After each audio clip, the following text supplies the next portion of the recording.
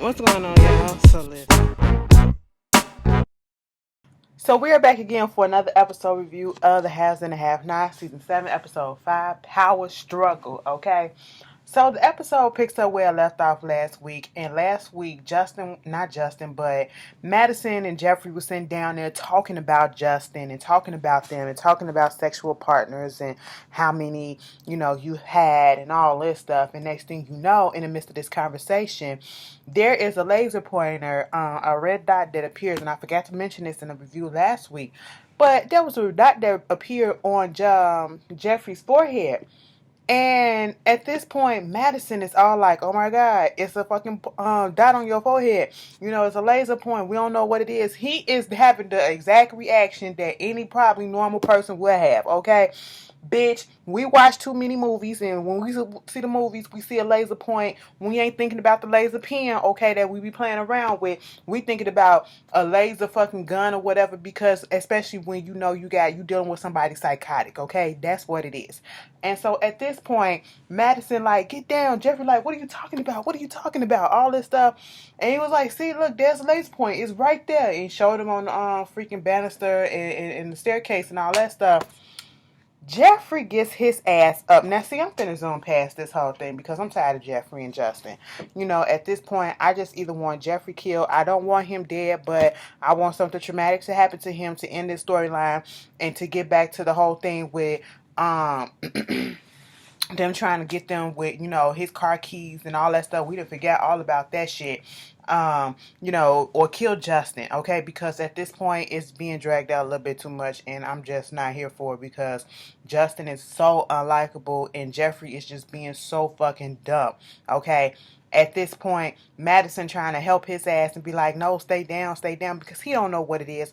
Granted, you may know how Justin is, but you don't know if this is going to be the moment where he has absolutely positively snapped off and he really could have had a gun with a laser point and he was up there trying to scare you or whatever this whole time. And that is what irritates me so much. He goes outside. First of all, he just walks casually to the window.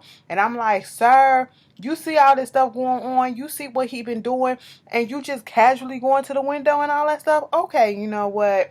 Do what you gotta do, Jeffrey. You ain't scared of nothing. You not scared of Justin. You love this shit because ain't no way in hell. Then you go outside, you go talking to him, and he talking about something. He's sorry, but he really not, and all this whoop-de-whoop. I don't even care for that conversation. My whole thing is this. Jeffrey irritates me more than Justin irritates me in this situation because Justin is doing what a psychotic stalker ass person's supposed to do. Jeffrey, on the other hand, you are not even using fucking common sense. He has been dumbed down from when we first saw him, and we realized Jeffrey works with people like this, okay? Jeffrey is a psychiatrist or a psychologist or whichever one. He went to school for psychiatry, okay? And he knows. Okay? He fucking knows, bitch, you got a degree in this shit and you don't see the signs and you just thinking everything is cool and kumbaya and you can handle it. And, Madison is all upset. He finna go call the cops and all that stuff. He was like, be my guest, okay? Fuck it. Madison go tell David what's going on and, he made it seem as if he didn't correct David when he said that Justin had a laser pointer at him. He didn't say it was a laser pointer. He just, David automatically assumed it was a gun like anybody else probably would have. But in a situation like this, dealing with somebody who's a cop and all that stuff, And so he was like, yeah, go wake my son up so I can deal with this. Okay. I was like, all right, David, what you about to do, bitch? What you about to do? You ain't about to do shit. Okay, you ain't about to do shit, but get on the phone and call Jim. Bitch, Jim, get on the phone. Yeah, what's up, David? And I was like, Jim, where you at? Well, I'm finna go deal with some shit. It is what it is. What's going on? I need you to get Benji on the phone for me. Oh, you need Benji on the phone so you can take care of old girl? No, this is for another man. I'm gonna take care of that bitch myself. I was like, oh, okay. He ain't say bitch, but he said he gonna take care of her. So let me get it right, cause somebody my love after lockup said, I'm so tired of you. I wish you would just say what they said exactly and not try to put your own words. Shut the fuck up. Okay, if that's the case, watch the whole fucking show yourself and then you replay it if you want to hear exactly what they said, bitch. I get reviews, I'm giving comedy, I'm giving all of that shit. I'm spicing it up, girl. I'm giving my interpretation. If you don't want to hear it, click the fuck off. Moving on from that shit.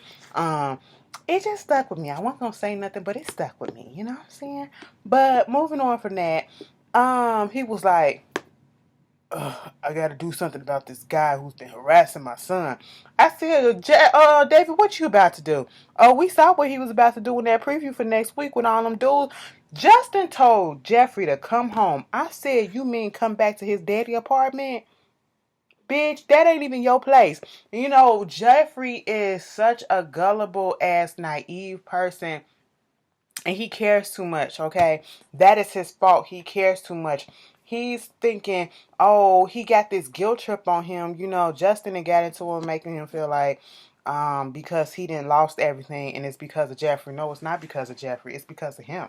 Okay, it's because of himself. He was out here being a dirty fucking cop. He was out here being a Chester molester ass motherfucking cop. He was out here assaulting sexually people because he couldn't admit to himself that he's a gay man. Okay, that's on him. That is not on you. All right. Moving on from that,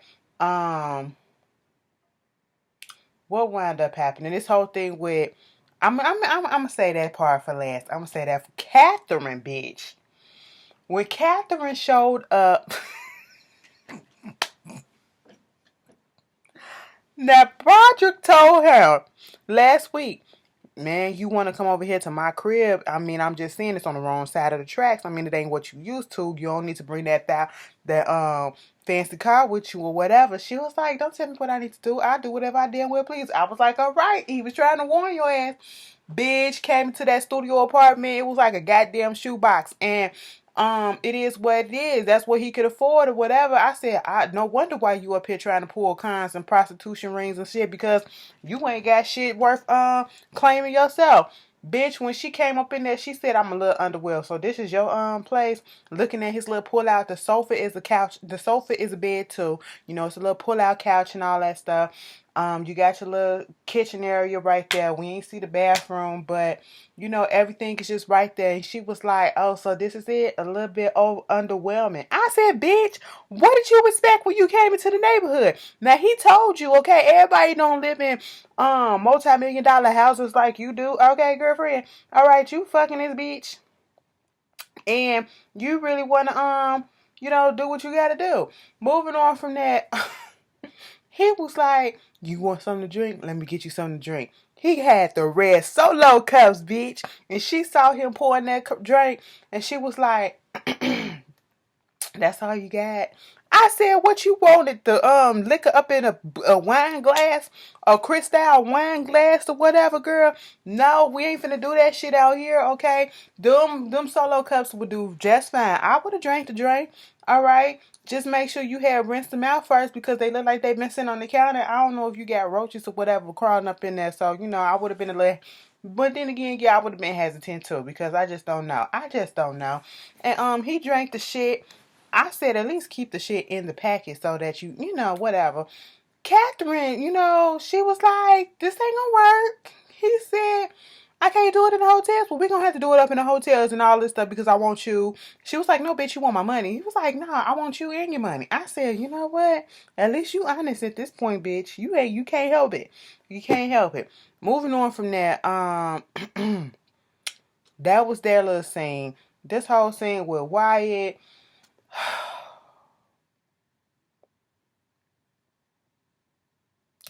Wyatt is over at Sarah's place. She done changed her clothes. She thinking that she got the upper hand in this situation and she really don't. I said, why would you let a crackhead into your house? Okay, he's begging for drugs. He want all the type of medications that she got. George pops up on her ass and was like, where the bullets, where the evidence? I ain't got it. George speaks in syllables. I'm sorry. I know he's a Korean American. I don't know if he's Korean American, but I know he's Korean. And we could tell the accent or whatever. So he speaks in syllables, and it kills me every time he speaks. Okay, no offense. I just be like, damn, because it sounds like he's reading off of paper, like he's trying to remember the word, the script that he memorized or whatever, and make sure he got it word for word, and he put the right, correct emphasis on it, or whatever. But anyway, moving on from that, he told her, bitch, did you get the bullets? No, I didn't get the bullets, but you got, there go Wyatt. Dude said, arrest this bitch. It was like, no, arrest Wyatt and tell him and get you to tell him everything that you need to do. She said, first of all, I can't arrest him for shit. He didn't do nothing, okay? What are you talking about, sir? He got cocaine on him. Wyatt came out that bathroom and was like, huh? I ain't got no cocaine. If I had cocaine on me, bitch, I would have been sitting here getting high my damn self. He reached up in his pocket and that cocaine came out. He was like, bitch, you planted this shit. You been seeing me up here trying to get some drugs this whole time and you had it up in my pocket. Girl, it ain't mine, but I'm finna sniff this shit. Wyatt did not care. Wyatt opened up that pack of fucking cocaine and put it on the goddamn counter and was about to sniff that shit up. Okay, he started chopping it up a little bit, making it a little bit finer, trying to put it into a little line or whatever so he can get down and go with it. You know what I'm saying? And George was sitting there like, nigga, don't you know I'm the fucking DA? I don't give a fuck. I said Wyatt has really gone off the deep end, okay? Just lock his ass up. So they arrested him, and Sarah was like, come on, just give me one more day, and I'll get you what you need. Just give me one more day. I'll do anything. And then she goes and reverts back to her whole days, and she starts using her sex or whatever, trying to seduce him. He was like, bitch, what the fuck you doing, okay? I'll give you one more day. Now, see, when she did that shit, George, you should have said, fuck you, bitch, and locked her ass up. But see, she got to you just by touching you like that. I see what happened. Okay, I saw exactly what happened. Moving on from that, Jim came over there trying to intimidate her and all this stuff, talking about she a dead woman. I don't even fucking care about Jim, bitch, okay? He always threatening somebody. Moving on from that one, this whole thing with Veronica. Veronica, baby. Veronica is a mess, okay? And we already know that. Veronica, where we left off last week, Veronica was cooking them grits. I said, oh, Al Green is having flashbacks, okay? He's shaking, bitch. And at this point, she made it up the steps, right? And she put that thing down on the on the nightstand next to her, pulled that covers back. RK woke up and saw that she was about to pour them grits on. I told you to get the fuck up out my house. Bitch, you crazy? Get your ass up out my house. I said, get. I said, bitch, get your ass up and go before she throw them grits. I mean, she burnt you once before, okay? Just so you can get to her son. Now, she ain't got to have a reason to do this shit now, okay? You called her crazy. She about to put a whole ass basket of grits on you. A basket. Pot of grits on you. Baby, just get the fuck up out of there. You should have left a long time ago, okay? I mean, he was really sitting there knocked out. I said, how can you sleep after all of that shit? Like, she just, it just wouldn't have been me, okay? And so, the next day, Veronica is, all dressed up and did up, whatever. Somebody rings the doorbell, and she was like, Allison! Alice! Is it Alice? We're going to call her Alice. Alice! Come answer the door. I know you hear the door, bitch. Are you deaf? Alice came up in there with her street clothes on. Okay, she said, girl, I ain't come here to work today. And she had this letter in her hand, this paper. And she gave it to her. She was like, so what is this? Bitch, is you deaf? No, I'm not deaf. And yes, I did hear that door, but I have something for you. Let me guess, it's a letter of resignation. She was like, nah, girl, it ain't no resignation letter. I ain't finna resign right yet. And she was like, I'm suing your ass. I'm suing your ass for a hostile work environment. And I said, bitch, that's what you do, Alice. That's what you do. She was like, girl, hostile my ass. Okay, get the fuck up out of here. And she was like, oh, and you don't think I, can do this shit, bitch? I've been keeping, tabs and journaling this shit down and keeping the evidence and all that stuff. I said, there you go, Alice. Then that's all you need to say. Walk your ass up out of there. Alice, you kind of fucked yourself a little bit because... And when I say fuck yourself, you kind of made yourself a target for Veronica because this bitch is crazy. She was like, it's the quiet people and the ones that you think that you don't see, that would know anything that would be your fucking downfall. Cause I'm a maid and I've been up in here and I know all the goddamn secrets that's been going on. I said, Alice, and you was cute at first when you was like, girl, I'm finna stew, but you started revealing your hands a little bit too soon, okay? You revealed your hand way too soon. Talking about something, you knew everything that was going on. It's always the ones that you never expect that can bring you down and all this stuff. You made yourself a target. I said, bye-bye, Alice. We'll never see you again. Okay? We'll never see you again. Alice walked out that door. She said, bitch, wait a minute. You can get the fuck out. Okay? You're fired. Whatever. Hostile my ass and take your ass to the back. What the fuck you doing? She said, girl, I ain't going to the back. Alice went through that front door and left that door open, bitch. She did what I would have did, okay? And then this lady that was working at a charity that Veronica was trying to get with so that she can get some girls to come in, another girl to come in and I guess get pregnant by Jeffrey or whatever. And groom her and all that stuff. She comes in with this white girl named Karen. I said, who is this? What's going on? Oh, we getting some color up in here. Okay. We better whiten up the place. Let me stop. For somebody to get offended or whatever. It's just a fucking joke, bitch. Calm down. But she was like, remember when you were saying how you wanted somebody to, one of the girls from the program, she just turned 18 and she can come in and, do whatever it is that you needed her to do. She was like, I think you got you got it all wrong a little bit. Karen was like, oh my God, Mrs. Harrington, your house is so beautiful. It is just so lovely. And she was like, that's cool and I'll be to take a good look because this will be the last time your ass will ever see it. Girl, you got me fucked up because I think you misinterpreted what I said. Bitch, I said I wanted somebody who was melanated, okay? Melanin, bitch, black. I ain't want no fucking Becky. She was like, first of all, my name is Karen. No, bitch, all y'all names is Becky, okay? Becky this, Becky that, Karen, who gives a fuck, okay? I don't want no white bitch up in here. I want a fucking black girl up in here. Somebody that's preferably darker than me, cute, all that shit. That's what I want. She was like, girl, I think don't see colors. We don't see colors. She was like, bitch, get the fuck out of here. Everybody sees color. She was like, no, you can get disqualified for this. She was like, okay, and I take back the money that I give. All right, so we people really need that money. And it was like, all right, and so you can get the fuck up out of here and you can try that shit again. Okay, get the Becky out of here. Becky with the bad hair and all that shit. I said, Veronica, you are a rude ass bitch. How did she make it this far? Okay, bitch. After that, Polar Karen.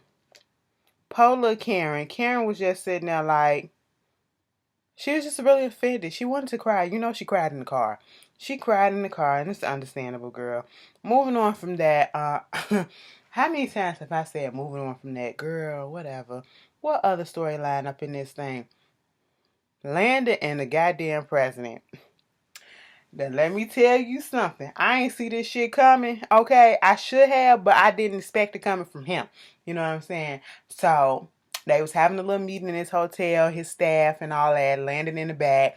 And the lady was talking about, oh, you got meetings with this person, that person, whatever.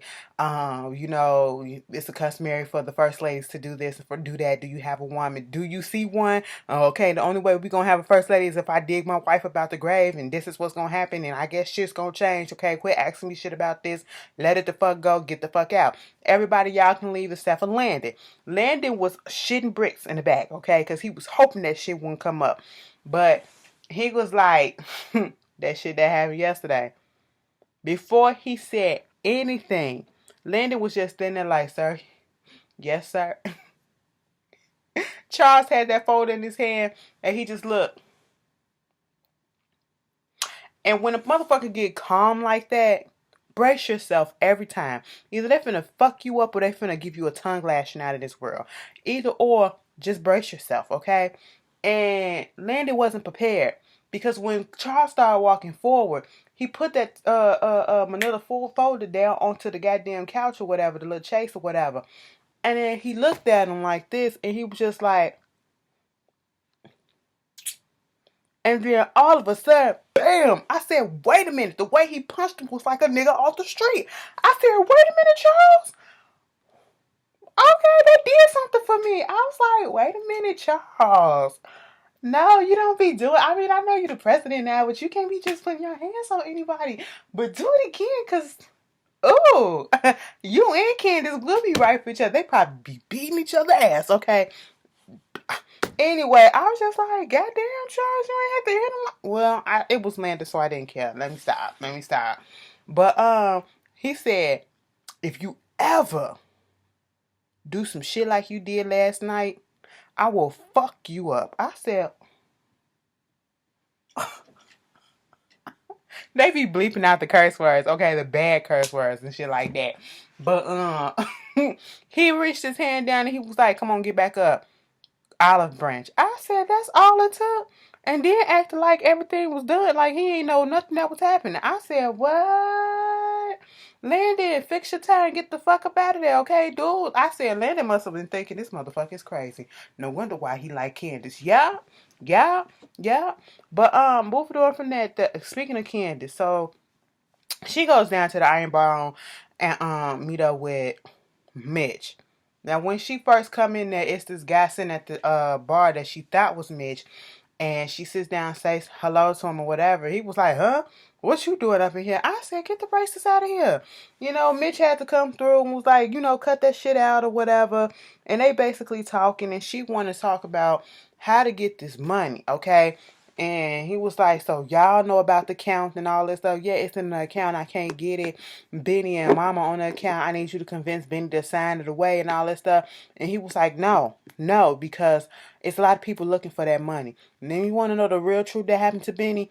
Jim Cryer had somebody come out here and stab Benny up as a warning. Jim? I could take care of Jim and all this shit. I said, all right, if you think so. Meanwhile, Benny at the crib laying on the wound. Okay, I said, why are you laying on the side that's fucking fucked up? Lay on the other side, bitch, and put, girl, it was making me mad. I said, what are you doing? That's why you hurting, because you laying on the fucking wound. It ain't healed yet. But anyway, Hannah coming in like, you want me to make you some breakfast? Oh, it take me getting stabbed for you to get me some breakfast and all that stuff. Whatever, Mom. So that dude's still here. You really like him, huh? Yes, I really like him. Well, I don't. He needs to go. You need to hush. And then Mitch come up in there. And that's when them two have a conversation. Canna had left out, bitch. Mitch was like, let me tell you something. So you want to tell me something? Because I know something. What you know? I know a whole bunch of shit. You tell me what you know. You got money? So you mean tell me you sitting on $8 million? I mean, yeah, we got the money or whatever. That's the Christ money, right? I mean, maybe. Yeah, they the ones that came out here and stabbed your ass up. Jim Cryer the one who did it. Bitch, right at that moment, Hannah was coming back with some sheets or whatever, and she said, Jim Cryer? Jim Cryer did this? And then all that, you know how when they do on the soap opera music, when they get dramatic, when they just make a big discovery or a reveal, and it be like, doo doo doo doo, and it, doom, and then they do the close-ups, and everybody's face is like, that's